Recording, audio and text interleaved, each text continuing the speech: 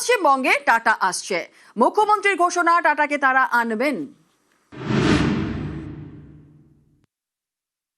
Specific Singur এবং tata, প্রথমত বলি টাটাকে এখানে আনবো আমরা, এবং সিঙ্গুরে যে জমি, সেই জমি সরকারের হাতে এখন নেই। বিগত সরকার তার মালিকানা ওখানকার কৃষকদের দিয়ে দিয়েছে, যারা ওই জমিতে না সর্ষের চাষ করতে পারছেন, না আলু ফলাতে পারছেন, না ধান করতে পারছেন, না মাছ চাষ করতে পারছেন। ওই মাটির সঙ্গে টাটার রড, সিমেন্ট সবকিছু মিশে রয়েছে। ওই মাটির নেচারই চেঞ্জ হয়ে গেছে।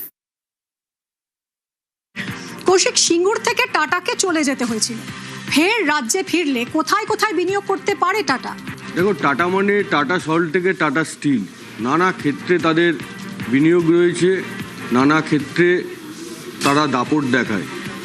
সেই টাটা এখন এ রাজ্যে কোথায় বিনিয়োগ করতে পারে সেই নিয়ে নানা মহলে নানা জল্পনা। তবে টাটা বলতেই যেটা সবার আগে আমাদের মনে পড়ে সেটা হচ্ছে টাটা স্টিলের কথা, অর্থাৎ ইস্পাত তৈরির কথা। সেই টাটা স্টিল তৈরি করতে সবথেকে যেটা আগে লাগে সেটা হচ্ছে কাঁচামালটা হচ্ছে লৌহ আকরিক। 1 টন ক্রুড স্টিল তৈরি করতে প্রায় 1.5 টন লৌহ আকরিক লাগে, যেটা লৌহ আকরিক ভারতে সবচেয়ে বেশি পাওয়া যায় ওড়িশায়, এবং উড়িষ্যায় কিন্তু একের পর এক স্টিল প্ল্যান্ট হচ্ছে। এবার পশ্চিমবঙ্গে কি স্টিল প্ল্যান্ট হবে? টাটা কি পশ্চিমবঙ্গে নতুন একটা ইস্পাত তৈরির কারখানা তো গড়ে তুলবে? সেটা এখন দেখার বিষয়। কারণ একটা জিনিস মাথায় রাখতে হবে, নরেন্দ্র মোদী সরকার কিন্তু ইস্টার্ন ইন্ডিয়াকে স্টিল হাব হিসাবে গড়ে তুলতে চাইছেন। সেক্ষেত্রে টাটা স্টিল প্ল্যান্ট আগামী দিনে পশ্চিমবঙ্গে হবে কি না সেদিকে সবারই নজর থাকবে। এছাড়া টাটা কোথায় বিনিয়োগ করতে পারে? টাটা বেভারেজ আছে। টাটা বেভারেজ যদি আমাদের নর্থ বেঙ্গলে বিনিয়োগ করে, সেক্ষেত্রে চা শিল্প সহ বিভিন্ন শিল্প নর্থ বেঙ্গলের একটা বিরাট অক্সিজেন পেতে পারে। এছাড়া টাটা আর কোথায় বিনিয়োগ করতে পারে? টাটার যেমন আরও ধরো যেটা করতে পারে, টাটার যেটা রয়েছে যে টাটা কনসালটেন্সি সার্ভিস রয়েছে আমাদের এখানে, তারা সেই ব্যবসাটাকেও আরও সম্প্রসারণ করতে পারে। এছাড়া ধরো অসামরিক বিমান পরিবহন, টাটা এভিয়েশন রয়েছে, তারা বিমান তৈরির কারখানা এখানে করতে পারে। তবে সবচেয়ে যেটা তাৎপর্যপূর্ণ হতে পারে সেটা হচ্ছে টাটা মোটরস। টাটা যদি আবার একটা গাড়ি তৈরির কারখানা করে, কারণ সিঙ্গুরে এই গাড়ি তৈরির কারখানা যে ন্যানো তৈরি করা হবে বলে ঠিক হয়েছিল, সেটা করতে গিয়েই নানা রকম জটিলতার পর টাটাকে সিঙ্গুর ছাড়তে হয়। সেই টাটাই যদি আবার আমাদের রাজ্যে ফিরে আসে এবং ফিরে এসে গাড়ি তৈরির কারখানাই করে, তাহলে সেটা একটা বৃত্ত সম্পূর্ণ হবে। সিঙ্গুর এবং টাটা, প্রথমত বলি টাটাকে এখানে আনবো আমরা, এবং সিঙ্গুরে যে জমি, সেই জমি সরকারের হাতে এখন নেই। বিগত সরকার তার মালিকানা ওখানকার কৃষকদের দিয়ে দিয়েছে, যারা ওই জমিতে না সর্ষের চাষ করতে পারছেন, না আলু ফলাতে পারছেন, না ধান করতে পারছেন, না মাছ চাষ করতে পারছেন। ওই মাটির সঙ্গে টাটার রড, সিমেন্ট সবকিছু মিশে রয়েছে। ওই মাটির নেচারই চেঞ্জ হয়ে গেছে। মাননীয় মুখ্যমন্ত্রী বলেছেন টাটা ফিরবেই, আমিও বলছি টাটা ফিরবেই, টাটাকে আনা হবেই, টাটা আসবেই। টাটা এমনই একটা হাউস, এবং তাদের এত ইন্ডাস্ট্রি রয়েছে, আইটি সেক্টর, টিসিএস, সেটাও তো এক্সপান্ড করতে পারে। টাটা এখানে এলে পশ্চিমবাংলা এবং ভারতবর্ষে যারা গুটিয়ে নিয়ে চলে গেছিল 6688, মানে যাবো করছিল, এবং বিদেশ থেকে বহু শিল্পপতি, ইন্ডাস্ট্রিয়ালিস্ট, তারা বিনিয়োগ করবেন, লগ্নি করবেন পশ্চিমবাংলায়। আমাদের দেশের প্রধানমন্ত্রী নরেন্দ্র মোদীজি, আমাদের দেশের স্বরাষ্ট্রমন্ত্রী অমিত শাহজি, আমাদের রাজ্যের মুখ্যমন্ত্রী সম্মানীয় শুভেন্দু অধিকারী মহাশয়, তারা যে এখানে ডবল ইঞ্জিনের সরকারের মাধ্যমে অবশ্যই এখানকার যুব সমাজকে তাদের কর্ম সুযোগ সুবিধা পৌঁছে দেওয়ার জন্য, কাজের যুক্ত করবার জন্য অবশ্যই এখানে টাটা আবার আনার জন্য যে উদ্যোগ হচ্ছে, এই যে সমস্ত এলাকাগুলো আছে যেখানে যেখানে শিল্প গড়ে তোলা উচিত, শিল্প হবে, এখানকার কর্মসংস্থান হবে, যুবদের আর বাইরে যেতে হবে না। কৌশিক, তাহলে কি টাটাকে ফেরাতে বদ্ধপরিকর রাজ্য সরকার? এখন মুখ্যমন্ত্রী বললেন টাটাকে এখানে আমরা আনবো। এর আগে বিজেপির যিনি রাজ্য সভাপতি শ্রমিক ভট্টাচার্য, তিনিও বলেছিলেন যে টাটাকে আমরা আনবই। টাটা বাংলায় ফিরবেই, আমরা ফেরাবই, এটা আমাদের কাছে একটা চ্যালেঞ্জ। আমরা একটা বার্তা দিতে চাই যে পশ্চিমবঙ্গের কোনো শিল্পপতি ব্রাত্য নয়, রাজ্যের স্বার্থ কারোর ব্যক্তিগত ইগোর থেকে বেশি। আমাদের মুখ্যমন্ত্রী এর উপরে কাজ করেছেন, যোগাযোগ আছে, কেন্দ্রীয় নেতৃত্ব আমাদের সহযোগিতা করছেন। দেশের অর্থমন্ত্রী থেকে প্রধানমন্ত্রী সবাই পশ্চিমবঙ্গের এই অর্থনৈতিক স্থিতির একটা পরিবর্তন হোক, বাংলা নিজের পুরনো গৌরব ফিরে পাক, এর জন্য তারা সচেষ্ট আছেন। সিঙ্গুরেই কি ফিরবে টাটা? টাটা যদি সিঙ্গুরে ফিরতে চায় ফিরবে, না হলে অন্য কোনো জায়গায় ফিরবে। স্থানটা বড় কথা না, টাটাকে ফেরানো একটা বার্তা দেওয়ার। কৌশিক, তাহলে টাটাদের বিনিয়োগ রাজ্যের জন্য কতটা গুরুত্বপূর্ণ? একদিকে মুখ্যমন্ত্রী বলছেন, বিজেপি সরকারের মুখ্যমন্ত্রী বলছেন যে টাটাকে আমরা বাংলায় আনবো, আরেকদিকে বিজেপি দল হিসাবে তাদের দলের যিনি রাজ্য সভাপতি তিনি বলছেন টাটাকে এখানে আমরা আনবই। অর্থাৎ এই বিজেপির যে সদিচ্ছা পশ্চিমবঙ্গে টাটাকে আনার, সেটা কিন্তু বারবার তারা প্রকাশ করছেন, স্পষ্ট হচ্ছে তাদের সদিচ্ছাটা। এটা কেন? টাটা কতটা গুরুত্বপূর্ণ আমাদের রাজ্যের ক্ষেত্রে? টাটা এতটাই গুরুত্বপূর্ণ বলে মনে করছে বিজেপি। তারা মনে করছে যে টাটা বিনিয়োগ করা মানে সেই রাজ্যের শিল্প মহলের ভাবমূর্তিটা অনেকটা ভালো হয়। টাটা একটা বিজ্ঞাপন হিসাবে কাজ করে, শিল্প মহলের নজর থাকে কোন রাজ্যে কারা বিনিয়োগ করছে। সেখানে যদি টাটা বিনিয়োগ করে, সেটা গোটা ভারতের শিল্প মহলের কাছে একটা বার্তা যায়। এবং ইতিহাসটাও এর ক্ষেত্রে মাথায় রাখতে হবে, কারণ টাটাদের ন্যানো কারখানা নিয়ে যে রাজনৈতিক একটা চাপানুতর তৈরি হয়েছিল, যা রাজ্য রাজনীতিতে একটা ঝড় তুলেছিল, সেইটার কথা মাথায় রাখতে হবে। শেষমেশ কী হয়েছিল? রতন টাটাকে বলতে হয়েছিল প্রথম যে আমি বলেছিলাম যে আমার মাথায় বন্দুক ধরলেও আমি মাথা সরাবো না, কিন্তু আপনি তো ট্রিগারটাই টিপে দিলেন। এই আক্ষেপের সুরে কথা বলে রতন টাটাকে সিঙ্গুর ছাড়তে হয়েছিল, পশ্চিমবঙ্গ ছাড়তে হয়েছিল। তারপর থেকে পশ্চিমবঙ্গে সেরকমভাবে কোনো বিনিয়োগই হয়নি, বরং এটা বলা যায় পশ্চিমবঙ্গে শিল্পের খরা দেখেছে পশ্চিমবঙ্গ, শিল্প শূন্য পশ্চিমবঙ্গ। এই যে অবস্থাটা, এটারও পরিবর্তন করতে চাইছে বিজেপি এবং বিজেপি সরকার। শিল্প শূন্য থেকে বিজেপি চাইছে পশ্চিমবঙ্গ হয়ে উঠুক বেকার শূন্য। এই বেকার শূন্য পশ্চিমবঙ্গ করতে গেলে অবশ্যই বিনিয়োগ দরকার, এবং সেই বিনিয়োগের জন্য যদি টাটা এখানে বিনিয়োগ করে, সেটা একটা বিরাট পজিটিভ বার্তা যাবে। এবং সেই কারণেই বারবার বিজেপির তরফ থেকে বলা হচ্ছে, এবং মুখ্যমন্ত্রী এবার বললেন যে টাটাকে আমরা আনব, যাকে স্বাগত জানিয়েছে আমাদের এখানকার একের পর এক বণিক সভা। টাটা যদি ফেরত আসে এখানে ওয়েস্ট বেঙ্গলে, তার যে পজিটিভ ইম্প্যাক্ট হবে, এই জন্য বারবার স্টেট গভর্নমেন্ট এখন বলছে আমরা টাটাকে আনবো এখানে এর ইম্প্যাক্ট ন্যাশনালি হবে না, এর ইম্প্যাক্ট ইন্টারন্যাশনালি হবে। কিছু করতেই দিত না। একটা আপনি যদি কোনো জমিটা আগে নেন, তো জমিটা নেওয়ার জন্য আপনাকে ইন্ডাস্ট্রি স্টার্ট করার জন্য টাকা চাইতো, মাল সাপ্লাই করার জন্য টাকা চাইতো, আমাদেরকে মাল নিতে হবে, আমার লেবারগুলো নিতে হবে। আপনি টাকা না দিলে কোনো জিনিস আরম্ভ হতো না। ক্যালকাটা সিটি এর কি অবস্থা ছিল? একটা বাউন্ডারি ওয়াল করতে গেলে আপনাকে টাকা দিতে হতো। এই তো অবস্থা হয়ে গেছিল ওয়েস্ট বেঙ্গলে। This celebration is not only confined to West Bengal, this celebration is confined to all over India. এই গোল্ডেন অপরচুনিটিকে আমাদেরকে গ্র্যাব করতে হবে এখন।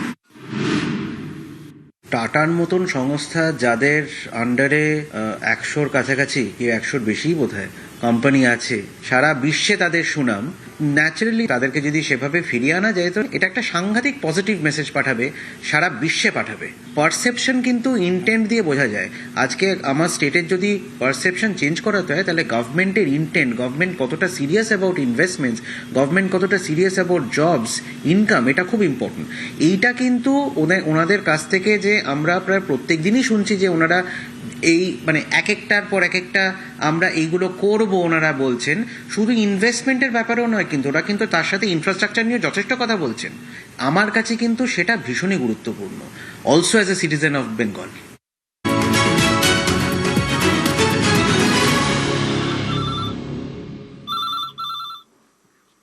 কোটিপতি ক্লাবকে পুজো অনুদান নয়, এবার থেকে তালিকা যাচাই করেই পুজো অনুদান। আর যে ক্লাবের প্রয়োজন, তার পাশেই সরকার ঘোষণা মুখ্যমন্ত্রী শুভেন্দু অধিকারীর।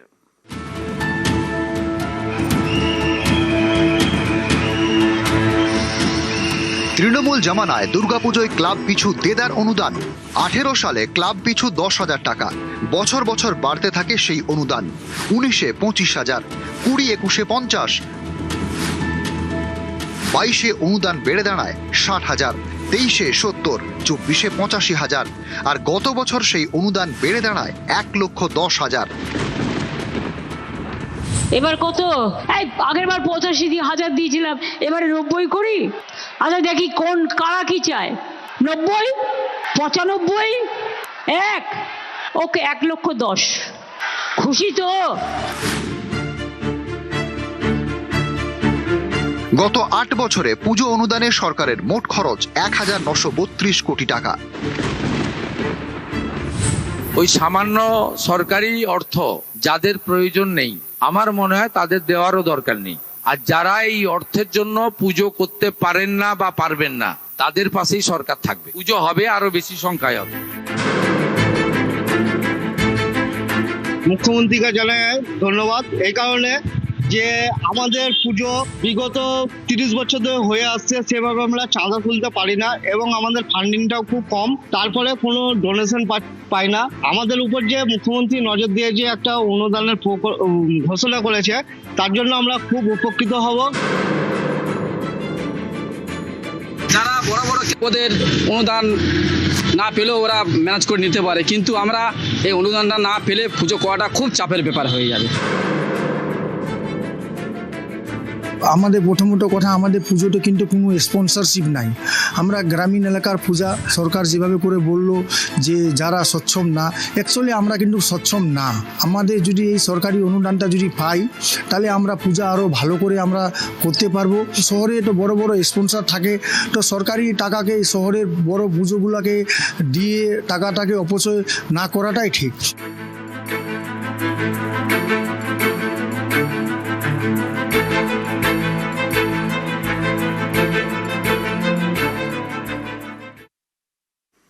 জয়ের সংবর্ধনা হিন্দুত্বের শান শপথ নিয়েই একাধিক ধর্মীয় স্থানে মুখ্যমন্ত্রী। শনিবার বালিগঞ্জে মুখ্যমন্ত্রীকে সংবর্ধনা সভায় হিন্দুত্বের শান শুভেন্দুর।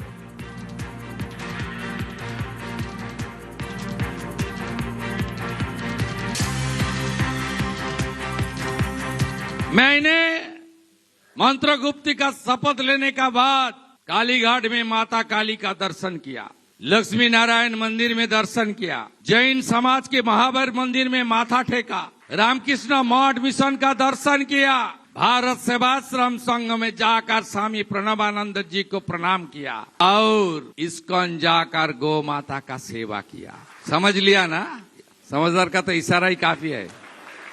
मोथाबाड़ी नहीं होगा, धुलियान नहीं होगा, शामशेरगंज नहीं होगा, बेलडंगा नहीं होगा, रामनवमी में पत्थरबाजी नहीं होगा, हनुमान जयंती में पत्थरबाजी नहीं होगा। पूजा पाठ करने के लिए हाई कोर्ट का दरवाजा खटखटाने का कोई जरूरत भी नहीं होगा। एक भी पुलिस के ऊपर हमला और सरकारी प्रॉपर्टी के ऊपर कुछ करने से सबसे बुरा पुलिस मिनिस्टर शुभेंदु अधिकारी होगा। বদলেছে সরকার, বদলাচ্ছে বাংলা। রাস্তা আটকে ধর্মীয় অনুষ্ঠানে ইতি টানল মুখ্যমন্ত্রী শুভেন্দু অধিকারী সরকার। আর সরকারের সিদ্ধান্তে প্রায় 5 দশক পর ব্রিগেডে ফিরল ঈদের নামাজ। যে ব্রিগেডে গীতা পাঠ, সেই ব্রিগেডেই নামাজ।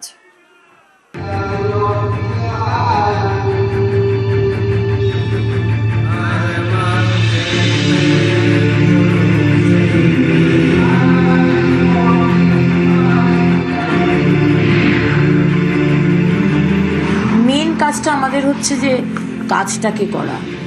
মাননীয় মুখ্যমন্ত্রী বলেছেন পাবলিক স্পেস অকুপাই করে মানুষকে অসুবিধায় ফেলে কেউ কাজ করবে না।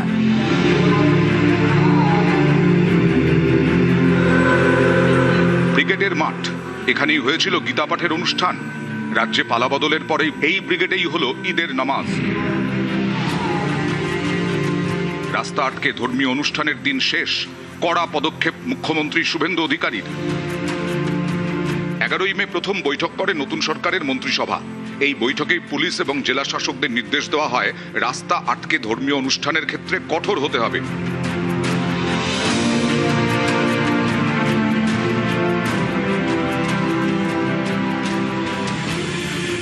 সরকারের এই সিদ্ধান্তের পরেই বকরি ঈদ। দেখা গেল নজিরবিহীন ছবি, নামাজ ফিরল ব্রিগেডে। এতদিন ঈদের নামাজ পড়া হতো রেড রোডে, শহরের অন্যতম ব্যস্ত ও গুরুত্বপূর্ণ রাস্তা আটকে। এই রেড রোডের ধারে রয়েছে সেনার পূর্ব ভারতের সদর দপ্তর। রেড রোড দিয়ে এসপ্ল্যানেড, পার্ক স্ট্রিট, ময়দান থেকে আলিপুর যাওয়া যায়। সদা ব্যস্ত এই রেড রোড আটকেই বছরে দুবার ঈদের নামাজ পড়া হতো। প্রচুর মানুষ জড়ো হতেন, ফলে স্তব্ধ হয়ে যেত রেড রোড। সরকার বদলাতেই ছবি বদল। 1978 সালের পরেই প্রথম রেড রোডের বদলে ব্রিগেডে পড়া হলো ঈদের নামাজ। শুধু কলকাতা নয়, জেলাতেও একই ছবি। ঈদের দিন জেলায় জেলায় রাস্তা খালি, মাঠে নামাজ। রাস্তা আটকে ধর্মীয় অনুষ্ঠান করা যায় না। একাধিক মামলায় একথা বলেছে সুপ্রিম কোর্ট। এ নিয়ে দেশের সংবিধান কি বলছে? ভারতের সংবিধানের অনুচ্ছেদ 25 প্রত্যেক নাগরিককে নিজের ধর্ম পালন, প্রচার ও প্রসারের অধিকার দেয়। তবে এই অধিকার জনশৃঙ্খলা, নৈতিকতা এবং জনস্বাস্থ্যের সঙ্গে শর্ত সাপেক্ষ। ধর্মীয় অনুষ্ঠান, প্রার্থনা, শোভাযাত্রা বা অন্য কোনো ধর্মীয় কার্যকলাপের জন্য রাস্তা অবরোধ করার অধিকার সংবিধান দেয় না। অনুচ্ছেদ 19-এর 1-D অনুযায়ী প্রত্যেক নাগরিকের দেশের মধ্যে অবাধে চলাচলের অধিকার রয়েছে। অনুচ্ছেদ 21 অনুযায়ী জীবন ও ব্যক্তি স্বাধীনতার অধিকার সুরক্ষিত। রাস্তা অবরোধ করে ধর্মীয় অনুষ্ঠান করলে নাগরিকদের এই মৌলিক অধিকার ক্ষতিগ্রস্ত হতে পারে। মেন কাজটা আমাদের হচ্ছে যে কাজটাকে করা। মাননীয় মুখ্যমন্ত্রী বলেছেন পাবলিক স্পেস অকুপাই করে মানুষকে অসুবিধায় ফেলে কেউ কাজ করবে না। এতদিন বাংলায় রাস্তা আটকে চলত ধর্মাচরণ। 26-এ পালা বদল, রাস্তা আটকে ধর্মীয় অনুষ্ঠানের দিন শেষ। নিউজ 18 বাংলা।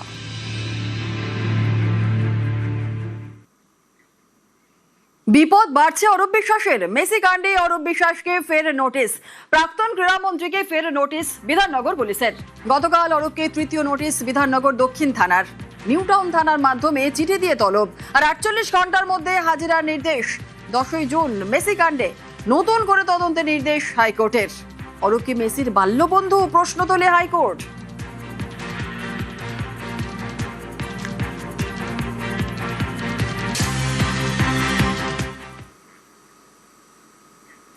কল্যাণ বন্দ্যোপাধ্যায়ের বিরুদ্ধে পুলিশে অভিযোগ। 21-এর ভোট পরবর্তী অশান্তিতে অভিযোগ দায়ের। শাহ শুভেন্দুর বিরুদ্ধে কুরুচিকর মন্তব্যের অভিযোগ। শ্রীরামপুর থানায় তৃণমূল সাংসদের বিরুদ্ধে অভিযোগ। কল্যাণ বন্দ্যোপাধ্যায়ের বিরুদ্ধে পুলিশে অভিযোগ। 21-এ ভোট পরবর্তী অশান্তিতে অভিযোগ দায়ের। শাহ শুভেন্দুর বিরুদ্ধে কুরুচিকর মন্তব্যের অভিযোগ। শ্রীরামপুর থানায় তৃণমূল সাংসদের বিরুদ্ধে অভিযোগ।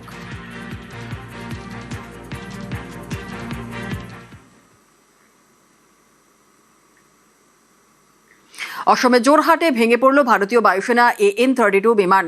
মৃত্যু 5 বায়ুসেনার। শনিবার সকালে রৌরিয়া বায়ুসেনা ঘাঁটিতে অবতরণের সময় দুর্ঘটনাটি ঘটে। ভেঙে পড়ার পরপরই বিমানে আগুন ধরে যায়। বিমানটির সহকারী পাইলট গুরুতর জখম হয়ে হাসপাতালে ভর্তি।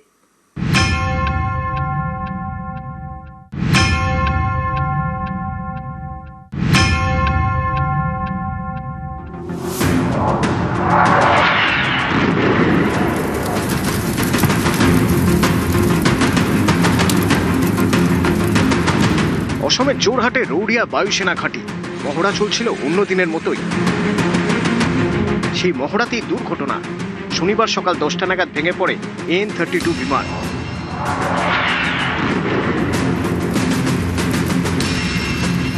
ল্যান্ডিংয়ের সময় দুর্ঘটনাটি ঘটে বলে জানা গিয়েছে। ভেঙে পড়ার পরই বিমানে আগুন ধরে যায়। বায়ুসেনা সূত্রে খবর, দুর্ঘটনায় পাইলট সহ 5 জনের মৃত্যু হয়েছে। আহত অবস্থায় উদ্ধার করা হয়েছে AN-32 সহকারী পাইলটকে। আশঙ্কাজনক অবস্থায় হাসপাতালে চিকিৎসাধীন তিনি।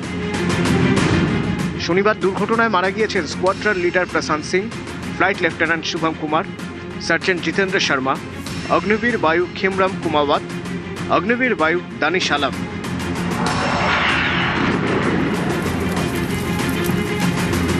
বায়ুসেনার AN-32 সীমান্তে সামরিক সরঞ্জাম পাঠাতে এবং বন্যা বিধ্বস্ত এলাকায় ত্রাণ পাঠানোর ক্ষেত্রে অত্যন্ত জরুরি এই ট্রান্সপোর্ট এয়ারক্রাফট। সোভিয়েত রাশিয়ার আমলের ডিজাইনে তৈরি ডাবল ইঞ্জিন ট্রান্সপোর্ট এয়ারক্রাফট। দুর্ঘটনাগ্রস্ত AN-32টি 1984 সালে সোভিয়েত রাশিয়ার থেকে কেনে ভারত।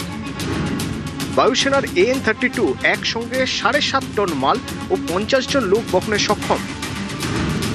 বায়ুসেনার ওয়ার্কহর্স বা শক্তিশালী ঘোড়া বলে পরিচিত।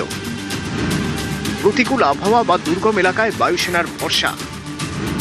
বায়ুসেনার কাছে এমন 100-র কাছাকাছি AN-32 এয়ারক্রাফট রয়েছে।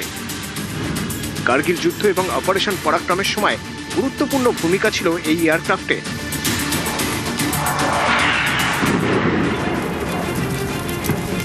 নিউজ 18 বাংলা।